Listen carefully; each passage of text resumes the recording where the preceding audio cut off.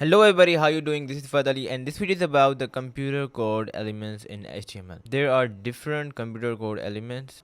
We have the KBD and SAMP and code and var and pre. Okay, we have already discussed the pre. So in KBD, it defines the keyboard input. SAMP defines the sample output from the computer program, and we have the code that defines a piece of computer code, and we have the var which defines the variable in programming or in any mathematical expression. One more thing, these elements does not really take the keyboard input or give you the output. They are just kind of the text elements, and it just give a kind of styling to your text to differentiate from the normal text. Okay, so let's just go to the editor and see how does it work. Okay, all right, we are done with the each of the element that we have discussed.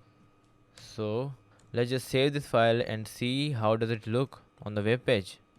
Alright, now you can see that these are just a text but with the different, the font and all that, just to give it a different look. Alright, this is for the okay. One thing here that you can see here that in the code it ignored the blank space and all the spacing. To tackle this thing, all you need to do is to use the pre-formatted, and you just got to cut this thing and put it inside the pre element, and it will solve this for you. Run it again, now you can see it.